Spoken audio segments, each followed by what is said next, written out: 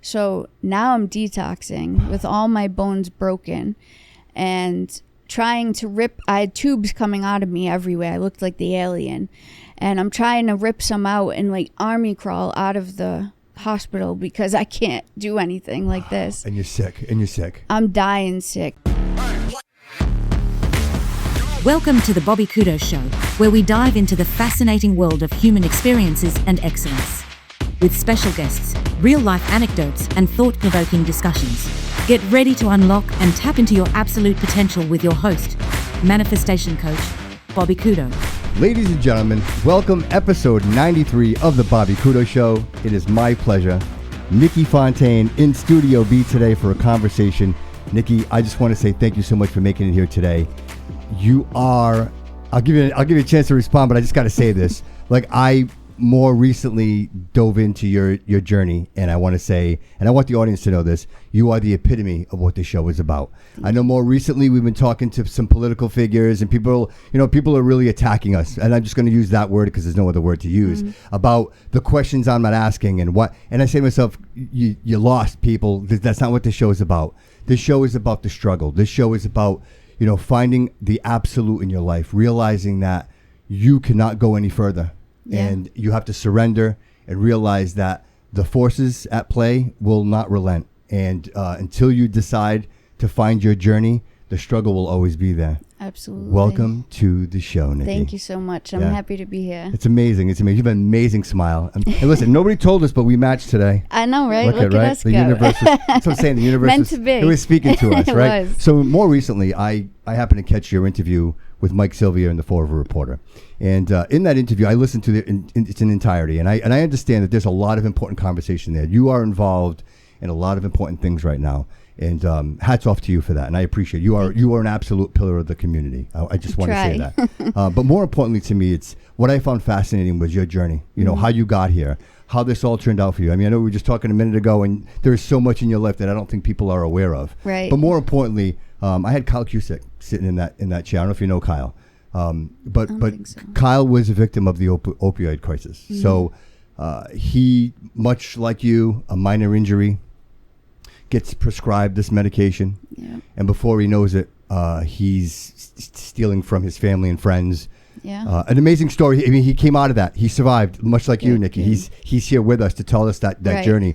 But Amen. I've been just fiending for this conversation. Like, I've been wanting to meet somebody that is there, because again, I appreciate the political conversation and all this, but the show is about you. Thank you so much. I'm very glad to be here. And it's funny, most people don't know my office overlooks the place that I used to sleep in Fall River, so it's a good story. The irony in that, right? Yeah, exactly. So let's go to the beginning. Like, where does this all start? So you're born and raised in the city? Off and on. Actually, I was born on a Marine base in Maine, and we moved around a million times. I did end up on June Street, like kindergarten, first grade. Off to Seven Hills, right? Yeah. Yeah, okay. Yep. Yeah. And then we continued to move from there. I probably moved about 50 times, all the way, every coast. My dad ended up in Japan. We stayed in Dayton. Oh, so your dad was in the military? Yeah, he was in the Marines. I was born on the base. Nope, not full career. He did 8 years. My uncle was career, my cousin's a career, everyone in my family is military. Yeah. I actually wanted to go down that route. But nope, I grew up mostly in Dayton, and I was always like popular kid, amazing at sports, all that stuff. And most likely to succeed. Yeah, I actually got typical senior in high school, all those things, best athlete. And then behind the scenes, I was actually being mentally, physically, emotionally abused. When I was 17, I finally went to court against my uncle, who was a Fall River resident. And, halfway through the trial, he ended up changing his plea to guilty for sexually abusing me between like 9 to 12. And I found out that he had also done it to his other siblings, so they spoke at my trial, and I never actually had to get on the stand. My mom went up before me. She's a licensed mental health clinician, and he changed his plea right there, but they don't talk about the victims' names, but we shared the same last name. So everyone knew a Dighton kid, last name Fontaine, and that was my senior year. And it was a perfect storm, 17 going into my senior year, but it was a perfect storm because sports was my outlet for all of the abuse, right? And I excelled, and we were in the national championship game. You couldn't write this any better. 40 college scouts in the stands, extra innings. I'm on first base. Someone hits it up the line. I dive in the second, and I tear my ACL. And, from there, of course, I'm prescribed Oxycontin, and as many as I could possibly. 2001 going into 2002. That was normal, right? Yeah. That was the normal, right? That was... Back then, they said it was non-addictive. Right. Doctors were pushing it like crazy. So between the trauma, not being able to play sports, I wasn't able to use my scholarship. I went down to Florida for college, and I tried walking on to the team, but I just was never right again, and there everyone had pills. Right, the recovery in that, right? Because your muscles are never the same again, right? And meanwhile, everybody else is still competing and playing, and you're trying to catch up. Right, at the most critical time of my life for a sports career, you know what I mean? Right. So obviously that went to the wayside, and while I was down in Florida at college, of course partying was everything, but my uncle actually died one night, and my family wasn't going to tell me he was dead. I called my aunt, and I was like, listen, so-and-so is going to come kill me. Like, I don't want to be here.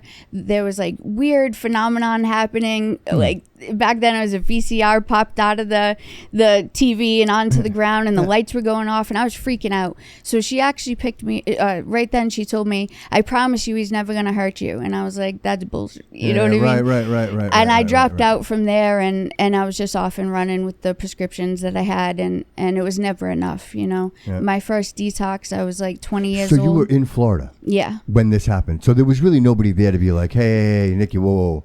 You're taking too many of these, right? So is there something that you notice? Do you actually notice and be like, oh, I took an extra one. I'm just going to take an extra one. It's not. Was it something you were conscious of? No, not at all. So it was really like you had tried weed, right? And I actually have an issue with the schools and the old DARE program where they tell kids that like you do any drug, it's all the same, right? Because once a kid tries alcohol and weed and it's not that bad, that you think they're lying to you. You know what I mean? So for me, that's a really good point. That's a really good point. I never even thought of that. Yeah, right. Oh, it can't be that bad, right?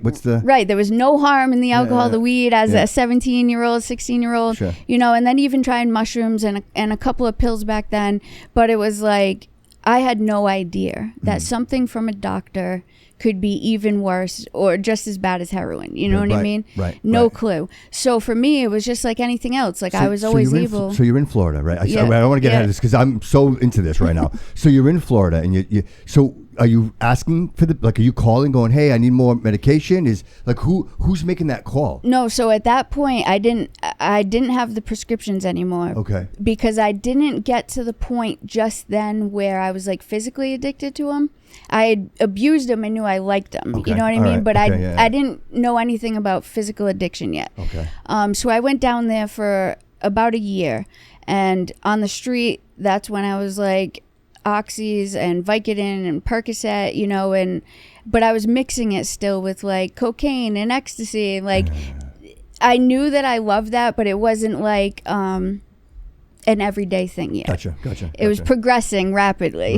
Right. But I wasn't paying attention. I was still going to school. I didn't care. I was getting good grades. No one cared.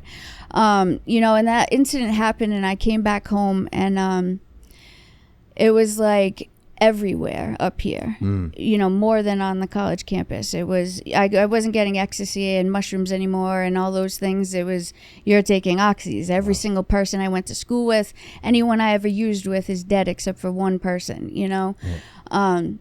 So I also had other abuse going on, and my dad was an alcoholic growing up and very abusive after he came back from the Marines. He was never the same person. So I've heard that before. Yeah. We really butted heads, and I mean knock it down dragouts. And you're in your 20s? At this point, 19. Yep. And I moved into a house with this older guy. He had the prescriptions. It was a family friend, and it was just downhill from there. Now I started selling them to support myself because I dropped out of college, you know what I mean? Right. I didn't want anything to do with like having to take his money. I wanted to make my own, so I became the drug dealer. Right. I always was able to get like a waitress and bartending job, which went with the lifestyle, you know. And it was funny because I remember sitting in this little closet and I got my first music machine. And like I said, I didn't have an outlet once sports came. It was just full into drugs at that point. I for the like first 25 years of my life, I woke up screaming every night to the same nightmare of being raped, killed, you know. And that took the nightmares away. And it made me comfortable to be in a relationship with a man because I'm a lesbian, but I didn't know it at the time. And I just thought something was wrong with me. Well, of course, because this is your experience. Your experience with this is terrible. It's terrifying. It was awful. So why would you want to be intimate, right? And the idea of being into it with a man, you're like, well, I'm not going to do this because this is how it makes me feel, not realizing what your true calling was. And I really thought like that's what you had to do in a relationship. You just have sex. You know what I mean? So like I was just getting as high as I could to be as normal as I could. And then as I'm selling it and people are starting to trade me their PlayStations and stuff, and I can't understand why. I'm like, you really want to give me that? Like just for this, you know? Not knowing that now I'm physically addicted. Sick, but I didn't have to be sick you yet. have an endless supply. You have an endless supply. Exactly. I had no clue. And it was just this thing from a doctor, right? So yeah, it spiraled out of control. Obviously, I ended up in my first detox. First time was for pills. I was 20 years old. Were you making money though? Were you making some money? Oh yeah, I was making money. Yeah, I definitely was. So were you living a lifestyle? Did you have cars? Did you? I had all that stuff, you know, and I would go on vacations and stuff. I wasn't no high-ranking person, but I could support. But I'm looking at you like you're my daughter, right? And I'm saying to myself, well, I see she's doing okay, right? Like she's got a car, she's got money, like she seems like she's got everything together. Meanwhile. You would never know looking from the outside in. Yeah, exactly. And I wound up in Star when I was 20 for the first time. And I'll never forget that they told me I could never drink. And I was like, I'm not even legal to drink yet. So you guys are out of your mind. And I wasn't listening, right? Sure. And alcohol did really cost me another 10 years of my life just about because you drink and it leads you back to the rest. You know, and I mean, the next 10 years are kind of a blur. But I can tell you, I went to like 16 detoxes. I was sectioned multiple times, arrested a bunch of times in Fall River, and Taunton sometimes. And finally on April 11th, 2013, I got into a head-on collision where I broke my collarbone, sternum, lacerated my liver, spleen, gallbladder. They removed all that, collapsed both lungs, severed my major artery in my leg, both arms, both legs, all my ribs broken. I mean, there was not much left of me after this car accident. Wow, where was this?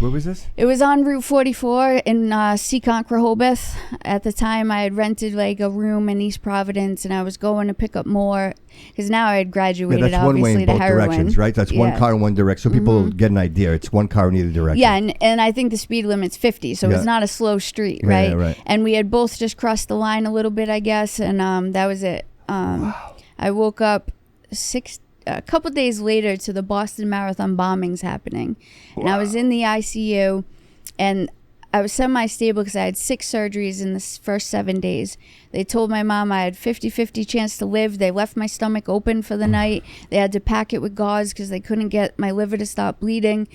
You know, and they said the only reason they even attempted to operate was because I was conscious when I got to the hospital. Wow. And it's crazy because one of my buddies from high school was the EMT on scene. And years later, I asked him because in my mind, I was calm in that car. Someone was sitting with me telling me that I was going to be okay, and I just had to breathe. And probably 3 years later, I finally had the courage to ask him what happened on the scene. And he said, Nikki, you were just screaming. There was nothing else but screams, you know. Wow. And I don't know if that kept me alive, but it was an angel, obviously, in the car with me that day. I have no doubt. But it kept me conscious enough to get to the hospital. And I woke up to the Boston Marathon bombings, and they moved me out of the ICU to make room for more patients. And unfortunately, the person that took over my care hated addicts. They took me off all pain medicine, even though the person in my room had one broken rib and they had her on a fentanyl drip, right? Yeah, so once they moved me onto her unit, she took me off all pain medicine, everything. So now I'm detoxing with all my bones broken and trying to rip. I had tubes coming out of me everywhere. I looked like the alien. And I'm trying to rip some out and like army crawl out of the hospital because I can't do anything like this. And you're sick. I'm dying sick. I'm puking. It's coming out of everywhere. Nikki, this is crazy. Like it's amazing. You can't even imagine the pain when you have all that broken and no pain medicine. And the desire, you're crawling out of bed. I mean, trying. Most people are dead at this point. You know right. what I mean? I wanted to die. So that's basically what happened. After a day and a half of that, I ended up calling a dealer to come to the hospital. And when he got there, I told him just set up the whole thing. Like I was ready to die again, And again, I woke up to the priest reading my last rites. Like 50 doctors saving my life. I was on the phone with my mother so she heard the code blue, so she almost lost me twice in a week, right? Wow. And like I would love to tell you guys like, okay, this was the end, you know what I mean? Like it just never ended. There was no bottom to my story. Every time I thought I hit bottom, the elevator could go further down to hell, and I woke up to that, and the lady did get in trouble. I did get medicated, and I was in the hospital for 2 months really trying to recover, and like obviously didn't have any dealers come. Sure, right. I was trying, and so you made a conscious decision, like, okay, I got to try to. Yeah, I tried. So you're like, you're reaching your absolute at this point. Yeah. You're like, I can't I'm get close. You're close. So you're almost there. You're starting to see it. Okay. Yeah. Because when I left the hospital, I was still prescribed fentanyl patches and 135 oxys every 2 weeks. So I couldn't really do much, right? You actually leveled up. Yeah, crazy, man, exactly, right. Jeez. And this was actually where it got to be the worst. I'd met someone in detox, of course, and she was living with me in the East Providence house. So when I got released, we tried to part ways, because she was still actively using. I was with all this pain medicine. And I went to my parents' house, and I lasted 3 days. My father and I, even though I was in a body cast and a wheelchair, we were going to square up, and he got in my face and he said he was going to be the one to put me in the ground. And there was a knife on the counter, and I literally grabbed it and was about to swing, and like something just was like, you just go, Nikki, like I don't know what made me stop. I don't, because I hated that man like my whole life, and I would always picture in self-defense what I was going to do back to him. And here you are, right, in the most vulnerable state, right? As I'm already ready to end my own life, So I ended up leaving there in a wheelchair, and I came back to Fall River and just ran the streets for the next 9 months with my ex, who unfortunately did die of an overdose. And it's funny because I had to teach myself how to walk on these streets. I had to put my one bag of clothes on my wheelchair and push it from behind like a walker. And the amount of people. And you're sleeping in the street? Oh, yeah. Concrete slabs right where they built. Stitches? Everything. Right where they built the Duval station. I really shouldn't. I say the same thing about myself, and I say that statement in strength, like you shouldn't be here, but here you are. Yep. But here you are. There's a reason, right? And I believe that for all of us. Yep. You know what I mean? And my homeless camp was back where they just built the train station now, up on those the stairs there. Yeah. So I'd go back to there, wake up on a concrete slab, and at this point now heroin and fentanyl and all that isn't enough. Now I want cocaine, right? So for the last year, I was speedballing, trading my fentanyl patches and the Oxycontin for what I really wanted. A finger of dope and an ounce of coke, and just like a madman. Death wish. Right. Because I always said one day I would get this, tomorrow. Like I just wasn't ready. But at this point now, I didn't think I would get this. I had tried everything. I had tried methadone, Suboxone, Vivitrol, detox, arrests, sections. Like there was no more hope at this point, And then eventually, Fall River Police picked me up on, it was actually a mistaken identity. They thought I was wearing a jacket, and this chick had robbed someone, and I had on the same jacket, and they got me. I had a warrant, so they were keeping me, but that wasn't me. But it was divine intervention, right? We get to the station. They can see I have a bulge in my pants. So I do a strip search, and right there in the cell, all the needles and the drugs and everything goes flying to the ground. And I honestly just dropped down to my knees with it. Like, something finally clicked. Like, I am done. I was so sick and tired of this life, you know? And like the attempted rapes and the things you have to do to survive being on the street as a female, you know? Like, I was just done. And that was January 9th. That's divine intervention. You're absolutely right. Like, the idea that you were picked up by accident and brought there and have that moment, that profound moment of surrender, which I think is the most beautiful moment in your life. Yeah. Where you realize, okay, that's it. This is, the old me is gone. This is what I want. Right, exactly. And the crazy part is, I skipped over this, but in between moving into that guy's house and dropping out of college and, you know, my car accident, I was this close to my dreams on VH1. I suddenly realized I was good at music and writing music and rapping. And I put together this little studio in the closet at that guy's house. Yeah. And suddenly I see online one day, are you a female rapper? Blah, blah, blah. And they would call me. I had to send my stuff. And they would call and be like, oh, you're top 20,000.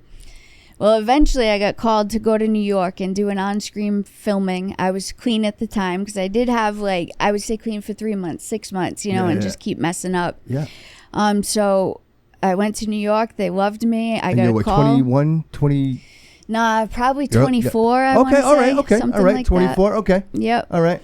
And they loved me, and so I got a call that I made it to top 25 out of everyone in the country. They flew me to LA, and I made it to top 10 and lived in the house with Kaya, who sings My Neck, My Back, MC Surge, and Charlie Baltimore, and all them were in there. No kidding. And it was $100,000 in a record deal, and I literally had my dreams at my fingertips. You know, like, one thing for me, if I want something, it comes fairly easy to me. Like I was telling him earlier, I was a mason. Like, anything I do, I can flip houses. Like, it comes easy, right? So at the time it was music, and it sucks because in between them flying me to New York and LA, I relapsed. So I actually threw my needle away in the airport, getting on the plane to LA. You're like, I'm done. Yeah. Right? And I have one Suboxone to try not to be sick. And so, of course, on the show, there's like a 3-day holding pattern where you're in the hotel before you go on camera. And I'm sweating and I'm dying, and I'm like, how am I ever gonna do this, you know? Right. And on the show I did, you know, say I was sober, and I wasn't. You know, just tried my best. What was the name of the show? Miss Rap Supreme. It was the sequel to the White Rapper show. That was really big. So people could watch it. Is it still like on YouTube maybe? Probably, yeah. I would love to check that out. I'm going to check that out. I'm going to check that out. That's amazing. What an amazing story. Yeah. But it's funny, you know, like, to have your dreams at your hand, right? Like, literally in front of you, you can be the thing you've wanted to be, and drugs are too powerful to even give you that, right? How did it end for you there? Like, when did you decide? Like, you just quit? No. We would do like follow-up things. Like, Donnie from Making the Band and I did a lot of shows in New York and different places, or you know, Pepsi Smash the Mic commercial. So every time I'd get a little clean time, I'd pop my face back up, you know, and then I'd go very deep into a dark hole somewhere and disappear. And now I actually just rebuilt my studio, not for me, but to record other people, because addicts are very, very talented people, super creative. So I want to give them that outlet for free to get something out. Because writing is powerful. Like, if you can't tell your story yet, you can write it and put it in music, you know? You know, this past summer I had the amazing pleasure of hanging out with your boy Loco, and he had an event lit summer over at the Cultural Center, and he invited me to be there, and I did some interviews with the people that were performing, and that's who it was. You know, every single one of these people that were there had a story, had a struggle, whatever it was, whether it be their own struggles in life, or substance, whatever it was, they all went through that struggle to get there. And I remember thinking to myself, I was talking to David, like, this is like an odd thing for me to do. Like, I've never, you know, around, because I'm into interviewing the struggle, right? And to be around people that are performers and doing rap. And I'm like, wow, that's everybody that's here. Like, I'm with my people. Like, here we are. The struggle to success. And you're absolutely 100% right. When you listen to the words, the way that they write, the way that they perform, it's from the heart. Like, it's all soul. It's all passion. Emotion. It's 100% emotion. Yeah. So that VH1 doesn't work out. Yep. You end up coming back here? Yeah. So at that point, once I entered recovery January 9th, 2014, because I'm coming up on 12 years clean. Congratulations. I was a year clean, and my mom and I had this genius idea, because at that time there was no programs in Fall River that were doing outreach or helping the homeless or anything like that. There was absolutely nothing being done about the opioid epidemic. So in 2016, Fall River had 85 deaths. That was our peak. And we were third in the state, even though we're the 10th largest city. Only Boston and Worcester had more deaths than us. Okay. So my mom and I walked into the mayor's office, Correa's office at the time, and pitched this idea for what's now known as Project Reconnect. And we go into the homes. It's a volunteer program, post-overdose, with the police, and try to offer treatment and resources. So for the next 2 years, I volunteered for the city doing that. And there was a lot of us. At the time was Captain Cabral, now Chief Beth Fonts from EMS, Recover Fall River people. And that became a success. Right now, to go from 85 deaths, and we had about 1,500 non-fatals every year, to right now we're about 40 deaths and 500-600 non-fatals. That's a huge decrease. Absolutely. And we are fighting way worse drugs than when we started. Would you say that this is part of your healing? That this continues to be part of your healing? Of course. Yeah. I see it. I see the passion when you talk about it. I see that it means that much to you. And I think, the people that understand this the most should be doing exactly what you're doing. You know what I mean? Let the artists do what they do. Right, exactly. And I think understanding the importance of that, I just, because I want to talk about it, because I think it's important. Most people that don't understand addiction or loved someone who's been, I don't think they fully understand. I think there's always don't help them. Don't help them be worse. I agree with what you're saying with the panhandlers. I don't support the panhandlers, because you can kind of see what that is. But I will say that some will say that we're perpetuating this behavior, that we're not helping the situation, that we're just providing this ongoing pain for these people. And just to my point, the beginning of the show, I said, we all have to get to that point where we reach the absolute. And I asked you twice, and then the second time you're like, yeah, that was the moment, and I think we all have to reach that point. Yep. Do I believe comfort slows the process? Maybe. But I also believe that the human experience is individual. Right. And the one thing you can try to plan, and you could do numbers for everything, but you can never calculate the human element. Absolutely.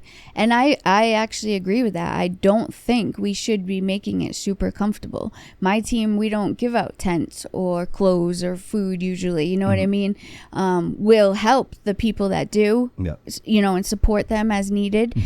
But for me, I had to be uncomfortable. My mom finally had to kick me out and say enough and put an alarm in her house. You know what I mean? And I had to be on the street, right? Otherwise, if you're going to hand me money and I can support my habit and I can, get everything that's needed, why am I going to change? Yeah. It has to have some level of uncomfortability. That's profound that you have that vision, that you actually see that, because a lot of people be like, well, no, but the truth is, it's a process, right? It's a process. And I think there's a beginning, there's a middle, and there's an end. But also, what some people forget, right? Because it's usually so black and white in some people's minds, where you can help them, you want to feed them, clothe them, take care of them, or just cut them off, and you forget, you still have to treat them human, right? Just because I'm not out there giving them the tents or the food, I'm still going to build a rapport with them and treat them kindly and offer anything that I can to that person. And sometimes it's just a matter of listening to them, right? You have to build that rapport, because you best believe when they are ready, they're calling me to get help, Sure. And that's 24/7, right? Oh yeah. It's a Saturday. We were walking up, and a guy came up to us that I had never really seen, and he was like, "Wait, I know you. You're Niki," and he's clearly homeless, right? Yeah. And he had just lost his brother. But that happens everywhere I go now. Right. And that isn't because I put myself on these shows because homeless people don't really see him, right? It's because I'm in the streets and in their homes, whoever I'm helping, you know, constantly answering the phone, going to meet with them, you know? Right. Well, and again, I want to make this aware, just in case people don't know, none of this is free. There's a cost to all this. And more recently, which I'm happy to report, Massachusetts was awarded, right, some for the opioid, right? Like there was a settlement, and you know the city of Fall River is going to get about what 8 million, about 8 million of that over the next. Yeah, but you know, just so people know, it's over the next 15 years. Yes. So it's not like you're getting it all. You're getting it all at once. So it's really understanding that has to go a very, very long way. Yes. You know, I talked to Christopher. I know Christopher was in the studio, and we talk about homeless. I think that his idea and I think his awareness is important. I know that not everybody agrees with what is happening here, but I want to say this because it's important. I want to say that all of you are on the right side. You know what I'm saying? I agree. You know what I mean? Like I know that everybody doesn't agree about how we do everything, but I think that's the magic in what we do, right? If we all agree, nothing ever gets done. Right, absolutely. No. And you know, that whole thing, it was very shocking to me because 1 minute, right, he would hit me up to help someone, and I'd be like, sure, you know, just like anyone else that hits me up. Yeah. I was happy to help. And then the next minute I see the AI video that whatever his name is made and it just turned suddenly. And I was very confused at that, right? Because we had just did the Gabriel Fire and event and all those things. So it is what it is, right? And I know after volunteering and working with the city for 10 years, it's always a dirty game. Every 2 years, you know, people are out for what they can get. That's too bad. But one thing that bothers me that they don't know, which Chris was invited to the tables of the street outreach meeting, of the homeless mayor's task force meeting. We tried to get him in there so we could see what was going on, right? Because I don't think people have a full understanding 100%. at all 100%. of what we do. Right. And the great thing is we don't take a cent from the city. We wrote grants. We have a little bit of the opiate settlement money, but that was dispersed to lots of different agencies. So. This is the reason. Right. This is exactly where it should be going. And I told people it's blood money, right? It's not grant money, so it should be getting to the people that actually suffered 100%. And, you know, paying for the funerals and things like that, right? So since I've gotten there, we wrote for the CARA grant. Mayor Coogan gave me the approval, and Mike Dion, who's my direct supervisor, because like I said, Project Reconnect was all the city had, and it was a volunteer program for 2 years. So finally now we write for this F.A.S.T. CARA grant. It's a first responder grant, and we're awarded it, and it's $2 million over the 4 years. And that gave us, myself, the director, a data and outreach coordinator. It gave us 2 recovery coaches. It gave us a police liaison from Fall River, a clinician, a trainer and educator who trains the first responders and the community with Narcan and stigma and all those things. And it also gave the city its first large batch of Narcan. I think last year we got $90,000 worth of Narcan. Oh, wow. You know, so that's what's out there saving these people, giving them another day to fight, right? So that was the beginning. So for the last 4 years, we're coming to the end of that. That's the F.A.S.T. team. And we've been able to help thousands of people with that grant. It's been amazing. So much so that SAMHSA sent our statistics to the White House on multiple occasions, right? And so we wanted to expand that. We didn't want to just let it drop because we still see gaps. Just because we have 6-7 people that are now doing this work with the collaborations we have, there's still going to be gaps, and there's still going to be things that are needed. And $2 million doesn't go that long. The human element, right? Like that's the gaps. Is the human element. You can't predict absolutely everything. Never. Yeah. And so, and even with that said, I want to make this comment as well, because I had Boomer in the studio as well, and he's had nothing but the nicest things to say about you, including that his words were, every time I've ever called her, he's like, and I've called her at some crazy hours of the night. Yeah. She's always answered the phone, and she's always been there to support my needs. Yeah. So I think it's important for people to hear that. I think it's important for people to know that our leaders, right? You know, the people that are putting their hat in the ring to lead our city are reaching out to you for the support, and not only are they getting that support, but they're really, you know, complimenting the way that they're getting that support. No, and I do have to say the same for Boomer too. Like it goes both ways. He's been super helpful for many years, and I'm a big fan of him. And you know, the reason I believe that the other camp started to attack me is because I just wouldn't lie about Coogan, right? When Coogan first got in, he was going to fire me. You know, like, we didn't have anything yet. I was like a homeless advocate back then. I think I had just switched from part-time to full-time. I was the only city person trying to help mental health, substance use, and homelessness. Just me. And I was doing it. Right. Right. What do you have? What, 10 people now? 8 people? 8 people We're about now? to have 10 next month. So you were doing the work of 10 people. Yes, 100%. Right. Spending my own money, you know what I mean? Like, there was no extra money. There was nothing. You know, and Mayor Coogan and I sat down and went to get to meet me and talk with me. And like I said, he allowed me to write the CARA grant, and that's where it just blew up. And since then, we also just received the DOJ Connect and Protect grant that adds 2 more clinicians and a mental health peer worker, because drug calls are going down, mental health is skyrocketing. So we want to meet that need. And we partnered with Child and Families in Star, and they have a mobile crisis van now, so that literally people in the encampment, and people don't know this is happening ever. Which is why you have to come back on my show and we have to talk about this every time, because I tell you right now, we want to support you in any way we can. You know what I mean? This is the most noble work that's happening out there right now, because this is thankless. Nikki, nobody, it is thankless. It's a thankless job. You know what I mean? But I get to see the people after years later, and their mom is crying saying, "Thank you for helping my son." That's when that's all I need, right? Or see the glow come back in that person's life. You know, the intervention that you had, there's just that little bit of shift was enough for them to come out of this. Let me tell you, I just, not to get too into the weeds, but how do you deal, and this is just me, my own personal question to you, how do you deal with people that don't want help? Like, how does that, because it's easy to be like, okay, well, you don't want it, I'm out of here. Like, what is the process for you?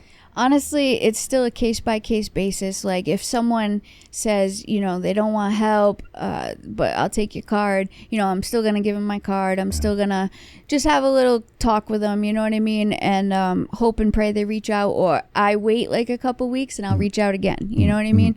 But we do get some that, I mean, almost get violent and say, get the hell out, like, I don't want help. Those you have to respect and back away. But overwhelmingly, what's happening out there is we're just building that rapport. Like, okay, man, you ain't ready for help, but, you know, do you need A, B, and C? You know, and the olive branch, right? Like, hey, here's some toilet paper, right? Just a little something. Exactly. Basically, something I found very interesting.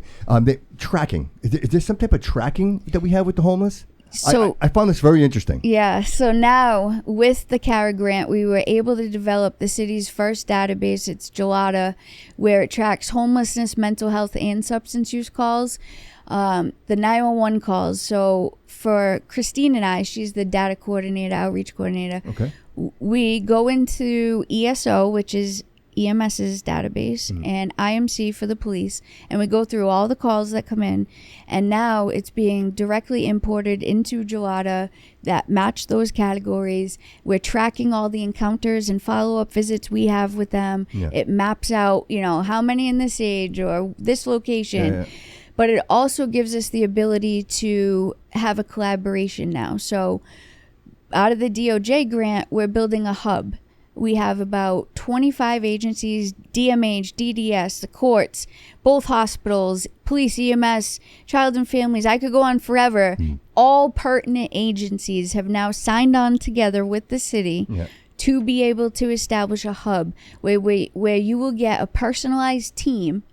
You know, say someone has DCF involvement and their kid's struggling in school and they're an addict and they have mental health, you're going to get a team that meets those exact needs. So we're building that hub with Gelada's help, because they'll be able to, if they seen John Doe yesterday, they'll write it in so that we're not duplicating services anymore between the 10 agencies. There's just been so many gaps and things that have truly grown in the past 6 years, you know, and we're not stopping by any means, right? We're adding more people in October. So, but I see the gap still, right? And we work as hard as we possibly can. But people have to remember, there's a lot of people out there that are not ready yet, right? You can't force them. If they don't reach the bar of a Section 35 or a Section 12, there's nothing that we can do to pull them off the street until they're ready.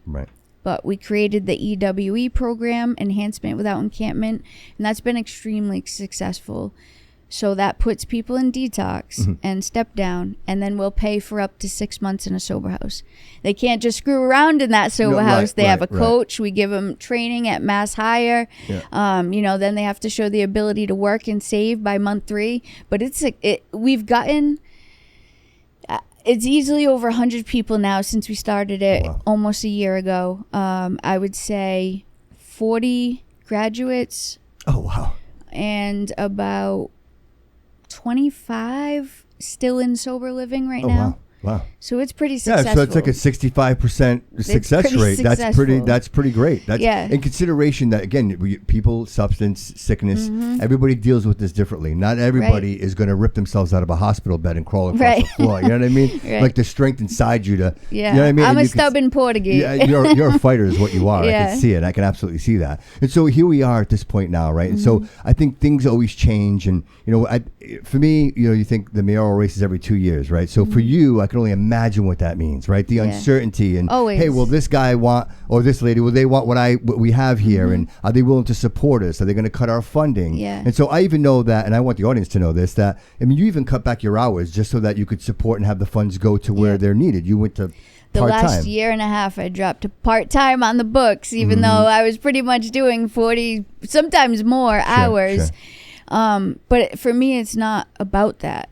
I do this because I want to save lives. I want to see Fall River. I believe you, Niki.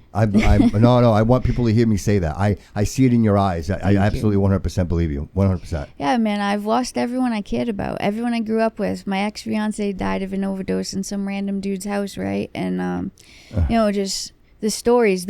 When I first started this job, it was my best friend's death report that I had to read. The first one that came across my desk. And ever since then, I've brought his mother flowers on Mother's Day, and, they just came to the event we had, the overdose awareness event. And I don't want any more parents to have to go through that, so I literally have always done whatever I could. I spend my own money relentlessly like an idiot, and then I look back when I do my taxes, I'm Niki, like, damn. This is your journey, Niki. This is your journey. You're living your journey. You are absolutely where you're right exactly where you should be. And listen, I am proof positive. If you live your dreams, the money's a byproduct. It all just happens. Yes. So real quick, I just want the audience to be aware. If they wanted to support you in your organizations, what's the best way that they can do that? It depends. What kind of support are you talking? So if I wanted overall, like, hey, listen, I don't know all the nitty gritty, right? And I got a couple of dollars, and Niki, I want to throw a couple of dollars your way. What's the best way to do that without getting into anything else? I would say the advocacy fund that we created is we take donations. Can you share that with us? Is there a website or? There's not a website, but I'm trying to think. Usually, if they just call a hotline, we can go pick up a check. It will get, Do you have that number? Entered. Yeah, 508-676-3528. That is 24-hour hotline. Anyone can call anytime. We're answering. Yeah. But yeah, no, absolutely. Because the advocacy fund, we created that because it doesn't have many stipulations. So the one thing is, it's going to help someone that's in recovery or the addict's family. Okay. We've paid $1,000 towards funeral services. We've paid for someone in recovery to get the car towed. Like, it could be anything in between. Right. But that's a cool story, though. Real quick, just a real cool story. The towing, where that was a star, right? The individual that is now has a. Could you mind? That's one of them. Would you mind sharing that story real quick? That's a success story, and I'd love to just share that with the audience. Yeah, absolutely. So one of the participants that we were putting into the EWE program, the sober house, we had talked to him to get him into treatment. His car was at Star and it had broken down, his truck actually, and he thought he had it squared away with security, but unfortunately the next shift ended up having it towed. Star they tried to make it right. They paid half, but he didn't have the funds to even pay half. So the advocacy fund was able to pay for that man's truck to get towed back to his home so that he could stay in treatment while he was in the sober house. We paid a couple months for him, sober living, and now he's driving the nicest Mercedes I've ever seen. Excellent. He's got the best union job, carpentry. He's so talented. Yep. And his girlfriend and kid are back in his life, and he's. But you understand the difference Like that moment right there was the difference, right? You're flipping a coin. Right. If there's no help there and he can't get a vehicle walking out. and now he can't go to his union job to go to, like, then what's the point? Everything falls apart at that point. So it's so critical. That little puzzle piece, that little brick is what forms the foundation for something great. I love to hear that. Yeah, I love to hear that. And honestly, there's a lot of those stories, and that's what keeps me going, because sometimes, man, I'm not gonna lie, I'm human. I do get tired, right? And to have like the attacks every 2 years and like feel like I have to prove myself, even though I've worked my ass off, and sometimes for nothing. You know what I mean? It gets tiring. It does. The people that do the most say the least. Yeah, I do agree with that, because I don't feel the need, like I feel like the people that know me know, and Right. Well, it's not about proving anything at this point. Right. You're so far beyond that. It's literally the idea that it's almost, I hate to say the word, almost survival, right? Every 2 years, because you're like, hey, listen, we need to get this. And I personally, between me and you, I think it's something that should be written in. I think it's something that should be like, the Parks Department, right? Like it should be there. Look, the amount of money that we spend in this city in taxes, right? I'm not arguing if some of that went to an amazing organization like yours with good, amazing people doing God's work. Literally doing God's work. You're saving lives. Yeah. People, real quick, and I don't want to get too far. I know this is going a long time, but what do you do with pets? Like if people have pets, is that something you come across Work often? miracles, because it's not easy. It's not easy, right? Because it happens a lot. You can't go into these halfway houses, you can't do that with a pet. Is it Forever Paws? Do they assist? So for a little while, we did have Forever Paws, and I have a great relationship with Animal Control, Cindy. They were keeping our cats that we would get while we got the person help and assistance, so they got on their feet for a few months. And Forever Paws was helping with the dogs, but they since, I believe, lost the grant or didn't get to renew the grant, so they haven't really been able to do that right now. Well, see, that's something important people need to know, because maybe that's something we can contribute to. Maybe we can work on getting, be great, right? Because it happens all the time. Nobody thinks of them. No one wants to leave their pet. If that's all you have, that is your family, right. And part of that recovery is knowing that your pet, the thing you love most, is safe. Right. I can worry about me. I can recover. Hey, where's Fluffy? Where's Fluffy? Where's Fluffy? Right? Yep. I think that makes a difference. Yeah, it does. And honestly, like, people can say what they want about House of Hope in New Bedford, but they have helped me in some sticky situations like that.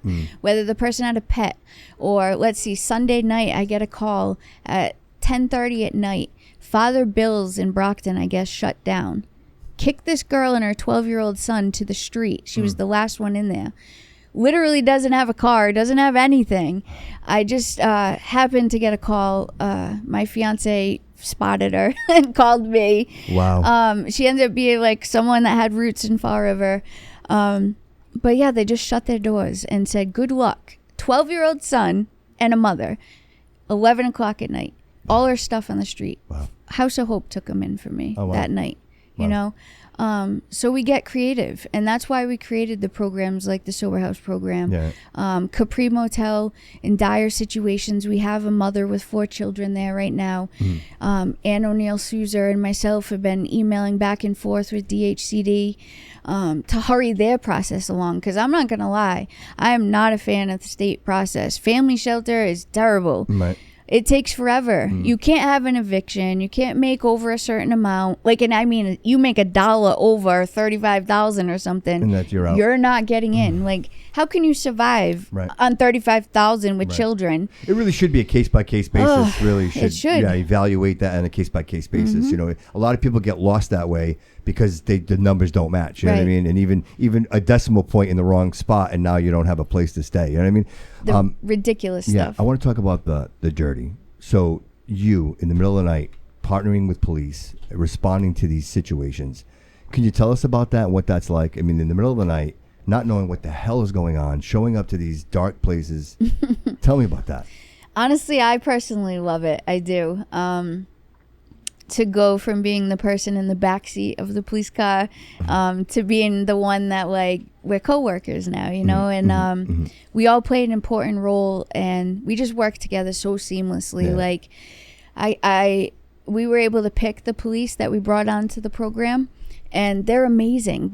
Most of them are either in recovery or a family member is, you know, right. So it's personal. You know, personal. every day is different, right? So one day I will be starting my day off cleaning one of the encampments with those guys, or, you know, I'm in a court trying to fight for this woman to get her kids back, or the next day we're just going down the street, you know, to these different houses where an overdose happened with the police. You know, but honestly, I would say my personal favorite is the crisis calls where we're just driving. Can you tell us how that works? So a call comes in, right? 911, the call comes in. What happens?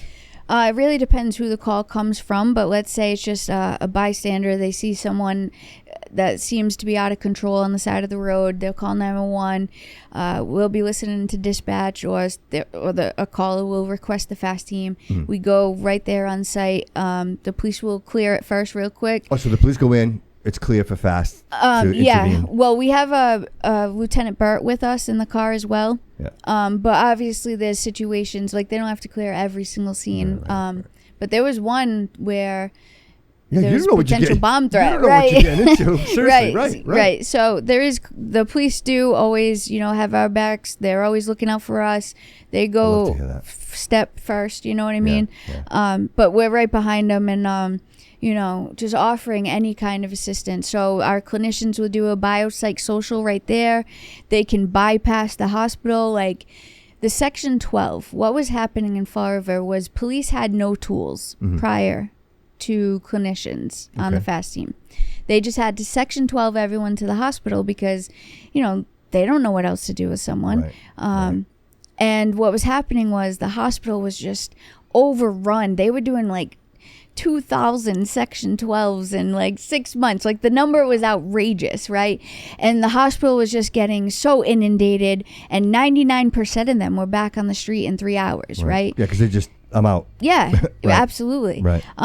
So now what's happened is we have like a 99% success rate. If our clinician says someone needs to be Section 12, they're Section 12, right? He can do it himself. Or we go right to child and families on Pleasant Street. Police are just bringing them right there. So they don't have to spend all that time and manpower and energy and miss the other calls. Yeah, they're just going to go anyway. Sitting at the hospital, right. So now we're doing all that for them, right? And the new CARA grant, which is hopefully going to start in October. We're still waiting to hear, but we actually added a piece for EMS to be able to give antibiotics, whether IV or oral, and other certain kind of services to the encampments. They won't have to go to the hospital. The elderly mother at, Barisi Heights won't have to take an ambulance ride and pay out of pocket. So we put that in this grant, trying to avoid the unnecessary hospital trips. Spread of disease. I mean, for so many reasons. Right. For so many reasons. How many of these people are sick and have diseases and not being treated? You know so we included that in the new grant as well. And we're looking to add the clinician with EMS. So no matter who you get, whether it's EMS or police, you'll also have a clinician, hopefully a recovery coach. And then the last piece was, because everyone's talking about the homeless, as you know, you guys even called me homeless coordinator at first. We finally will have a homeless coordinator. That wasn't me, by the way. That was him. Yeah, it's all good. I had no part of that. That was him.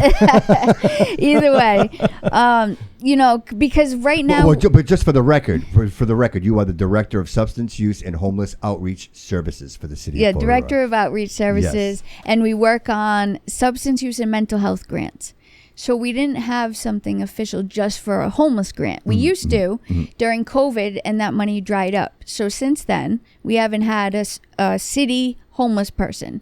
But because it's so overlapping and everyone in the city cares a lot about this, we do obviously make it our mission to try to help as much as we can. Of course. But now you're talking every substance use call that comes in to 911 or just a referral, every mental health call, and then we have the homeless, right? Wow. So we had to, we agree, add another homeless person. It's been a long time. So we partnered with South Coast Hospital, their community wellness workers, and hopefully that'll start October 1st as well. That's amazing. because it's a full-time job doing each one of those things for 24/7. Of course. But having like something like South Coast is such a juggernaut, right? And that to be able to have that financial support, exactly, and their expertise, right? They already have those people in place and probably could probably volunteer. And we work with them all the time already. Right. We were just doing it free, but not for free, and you know what I mean? Right. Just trying to merge these collaborations and the agencies. There's agencies that are doing great things. But if you don't communicate and you don't work together, people fall through the cracks. Sure. So this new hub that we started in 2020, but COVID immediately killed, the resurrection of that is going to be a game changer, I think. Oh, wow. Like I said, 30-something agencies, from the schools to the courts to the prisons to everything, right? Yeah. It's a team. So let me ask you some history, right? Obviously, you've seen this whole epidemic take place. Right now, you're in the midst of all of this. You see it every day. It's part of your life every day. What would you say the number one cause is of people being homeless? And I know addiction typically comes after the fact. You know what I mean? Unless it's by happenstance, right? Like somebody's going in the medicine cabinet. You know what I mean? Typically, trauma is a driver, I think, in most cases. Would you say that is typically what you see? Is it trauma, and the point I'm trying to get to is it psychological? Do we have like a mental health crisis on our hands? Because, I mean, what's the difference, right? We have both. Right? They always ask what came first, the trauma, the addiction, right? But it's the chicken and the egg. Right. It truly is both. I don't think I've met an addict that didn't have some level of mental health issue going on. But when you add that trauma and, yes, right. But I do think there's multiple facets, right, of homelessness. We do have people on the street that don't have an addiction. We have maybe a few that also don't have mental health, and it was just a matter of rent being too high, or they had a surgery, the formula, they can't work, right? All of that. Yeah. So a lot goes into being homeless, but I think eventually addiction is a incurable progressive disease, and it's going to take your apartment, your home, your children, your car, your job. It's going to take everything. Yeah, but even knowing that, it doesn't stop you, right? No. It's that. You don't think it's going to happen to you at first, though. You believe the people are weak, that you're stronger than that. You truly can't fathom what addiction is until you're in it. And then when you mix the physical withdrawals, because that was a whole nother surprise that I had no clue that was coming. It's just unbearable, and it takes a village. And I really wish we would get to a place like Portugal where, because they cut theirs by 50%, yes, maybe more.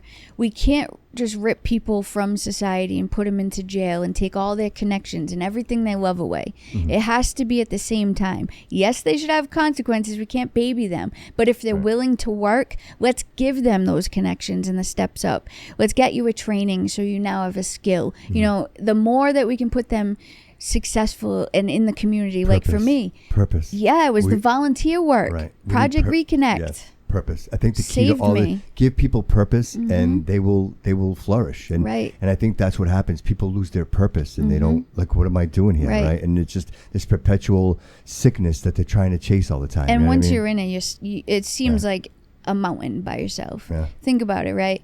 So for the F.A.S.T team, the birth certificates, Mayor Coogan waived, so we can get those for free. We can. United Way is going to pay the $25 license fee.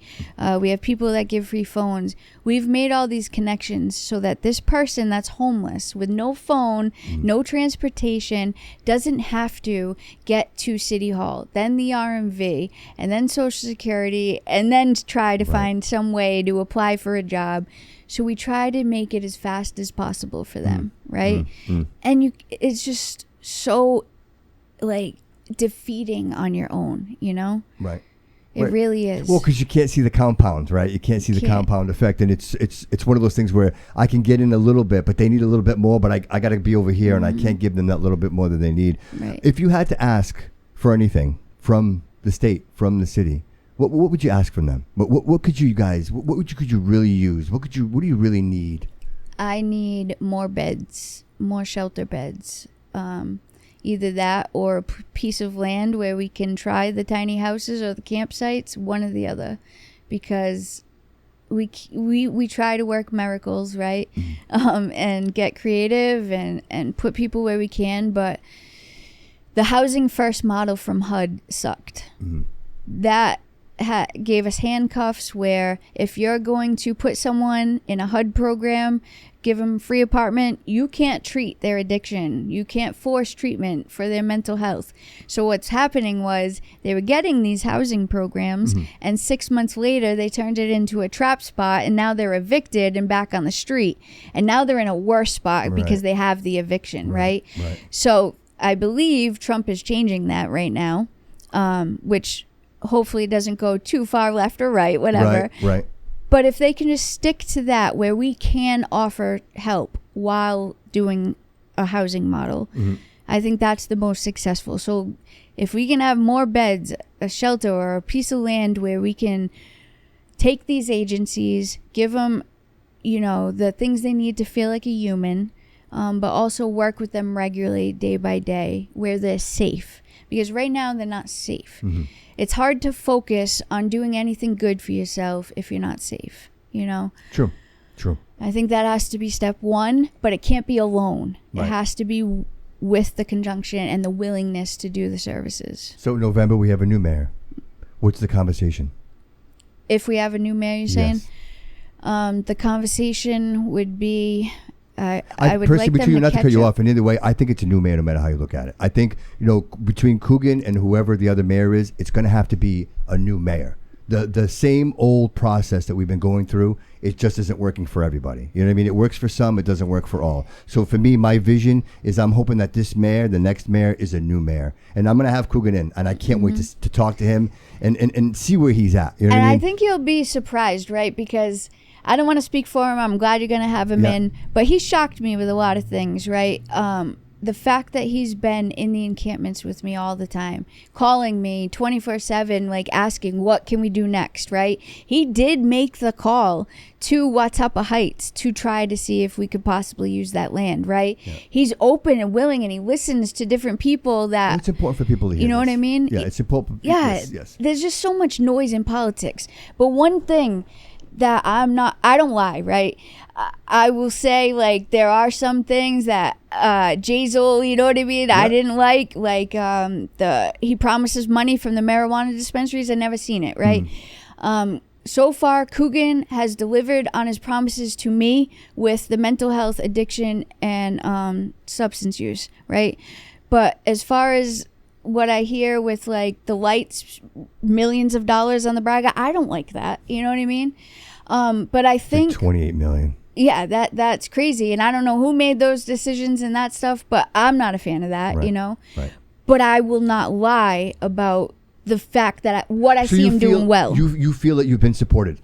In my area. Yes. That's important. That's important. And it's okay to say that. And people need to hear that. That's okay. Because this is a very important piece. This is our community. You know what I mean? Yes. And whether, and it's funny, I heard conversation of, well, how many of these people are actually from Fall River and how many people, you know what? Does it matter? They're here. They're our problem. We have to fix our problems. We can't turn our heads. But it's even lower than people think too. Like everyone loves to say they're not from here. Yeah. Well, what constitutes them from here? Because I have, yes, you're right. This person's been living in Texas for 3 years, but their mother and their children are here. You know what I mean? So now they're here. Right. Like they either have roots here or they lived here 5+ years ago. You know what I mean? Something brought them here. The one thing that we just realized is Star and Stepping Stone obviously have detoxes, right? So people are coming there, and halfway houses. People come there from all over. They didn't know Fall River. What we need and what we've just had meetings about is to make sure they get bus tickets back to wherever they go or a ride back to where they go. Okay. All right. All right.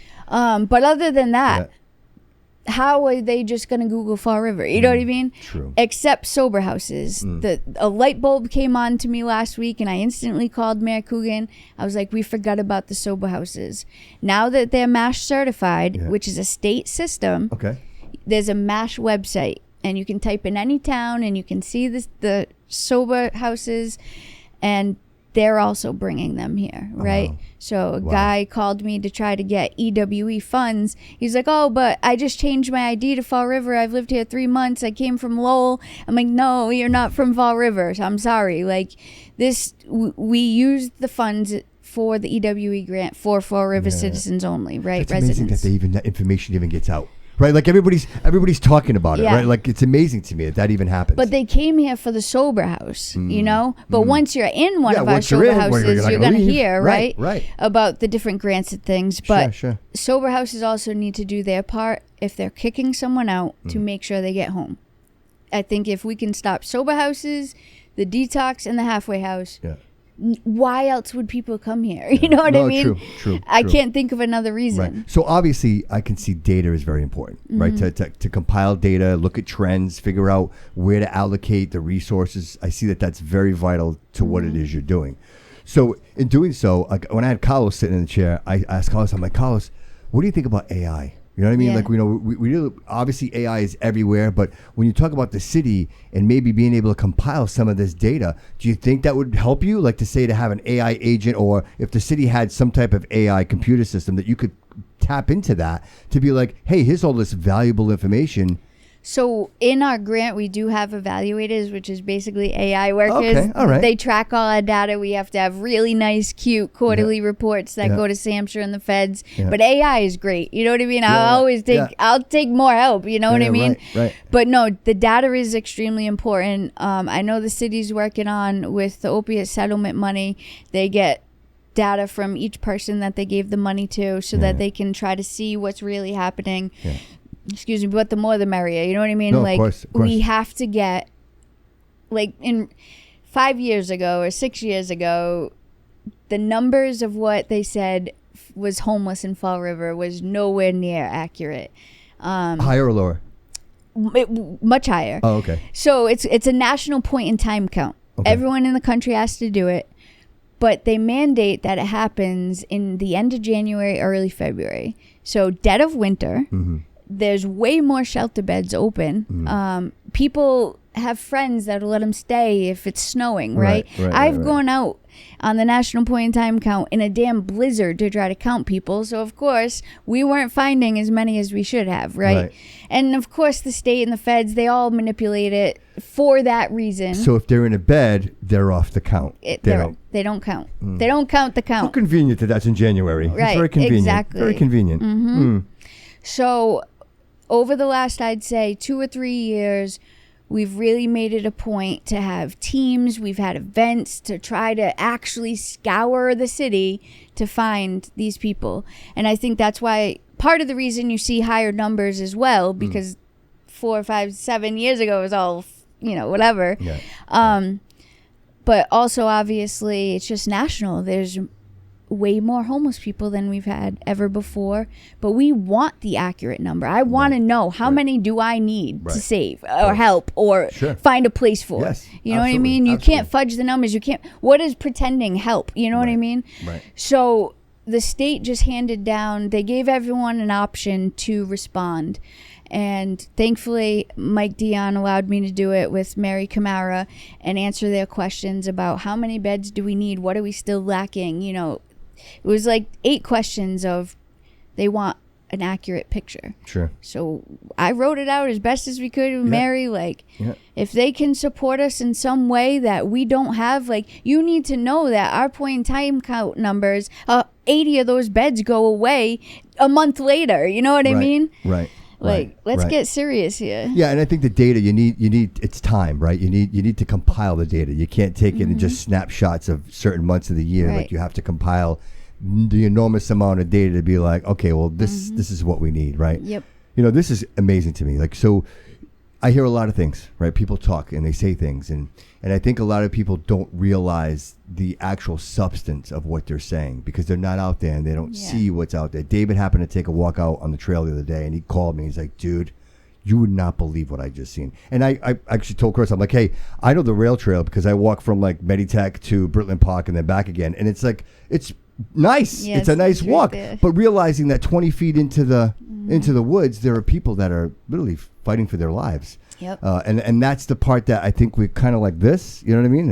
And And I appreciate you, and I realize that this is not an easy thing to do. And I don't think anybody could do this unless you have really thick skin. You're a warrior. You are an absolute warrior. And not only do you do this, but you put up a lot of bullshit that you shouldn't have to. You know, and I think that sometimes, and I say this often, the people that do the most say the least and take the most criticism, right? Because for us, it's this. Like, it has to be this, right? Because you represent the team. You've got 9 other people that are working with you that you represent, that are looking to you to be like, hey, Niki, right? I was glad it was just coming at me, right? So, yeah. Right. Obviously, you can take it because absolutely, you are a warrior. Unbelievable. Well, you know, I've been through a lot that should have killed me. So, you know, a couple people that just have a lot to say. It's not going to kill me, right? Wow. It's going to fuel my fire to make sure that, like, we're still doing more every day. Like, I don't ever want to be complacent or think that Fall River's great. We got this. Like, we're heading in the right direction, yes. Yeah. But we still have a lot of work to do. Niki, it is great because people like you are willing to stand up and help other people.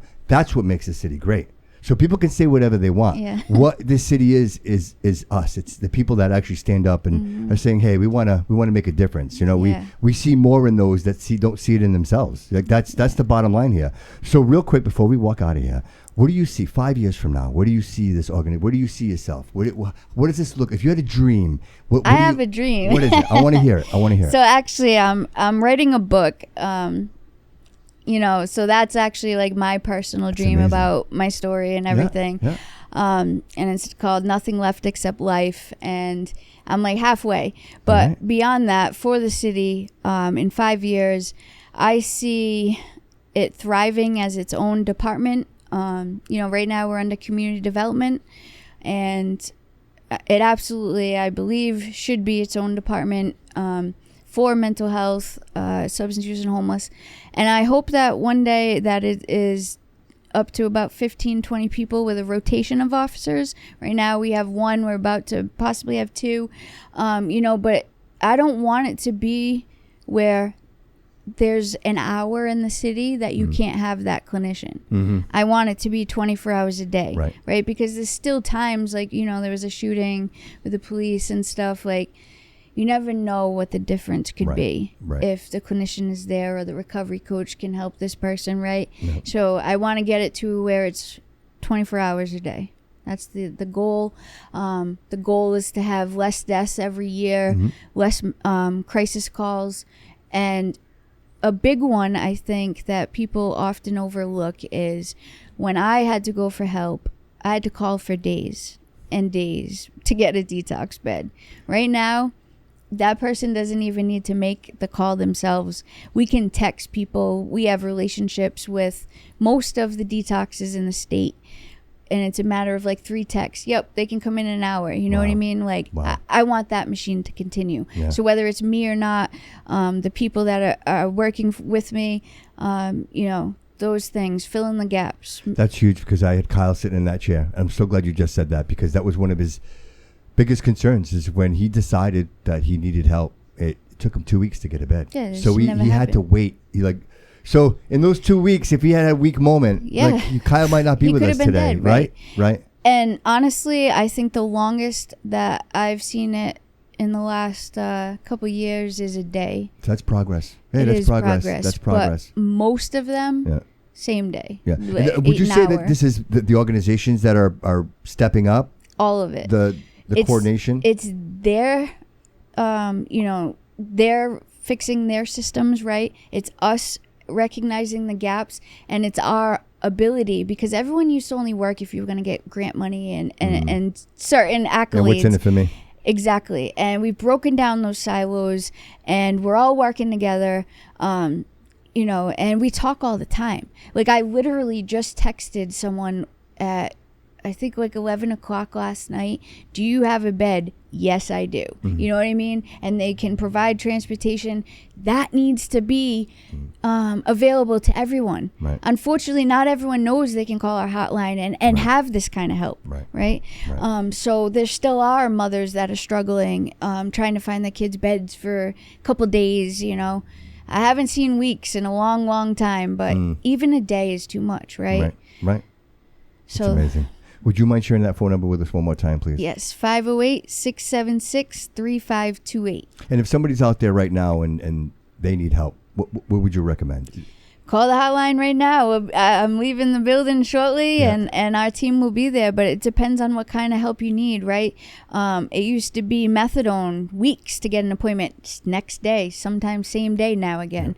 You know, whatever you need, though, talk it through. Like, give us a call. You know, if you already are working with an agency, have them help you. I don't care who helps you, but have someone. What if I have a loved one? Can I call? Of course. If I want to support my loved one, can I call you and be like, hey, this individual needs my help? Absolutely. We do a lot of family support, a lot of interventions, things like that. And if I want to stay anonymous, like, you guys will... Doesn't matter. Okay. That's Absolutely. important. That's important. Yep. I really can't see a fear of someone calling, but if you have experienced one, please let me know and I'll work to change it. But we try to just be welcoming to anyone. And can I say thank you to you and your team? I appreciate everything you guys do every single day. I would, if we could keep in contact, I would love to maybe go on a ride with you and go check this out for myself. And no, that'd be really, great. You know what I mean? Because really understanding, I think, what's out there. It's one thing to sit here and talk about it, but to actually experience it and to see what's out there. I never want to talk about things that I don't know about. Yeah. And I'm all about the human spirit. I'm all about the journey, and I want to support this as much as I can. And I want my audience to be able to help you, and maybe we bridge that Let's do it. That gap. And I'm gonna run you ragged, though. Let's do it. Let's do it. All right. Let's do all right. it. It sounds like Donkey Kong. All right. Nikki, Sounds thank you so good. much for being here. I really appreciate you taking the time to come into the show. I know Thank that you. my audience, as well as many people that I'll never know, appreciate the amazing work that you do. I mean, you are an angel. You are you are a warrior, and you, most importantly, you are a survivor. Like, Thank you. I'm blessed to be in your presence, and it's an honor for you to have you on my show. Oh, Thank you, too Nikki. kind. No, I Thank mean you. it. I mean it. Thank you, everybody, for being here. I really appreciate it. This was a monumental show for me. Understanding that struggle is real for all of us, and coming to grips with the truth is probably the most important thing you can ever do with your life. And realizing that you need help is the strongest decision you'll ever make. Please remember that you have the strength inside you, that there are people around you that love you, and that there are people like Nikki who are willing to support you with anything you need. Reach out, call the number if you need it. But most importantly, remember that all roads lead here.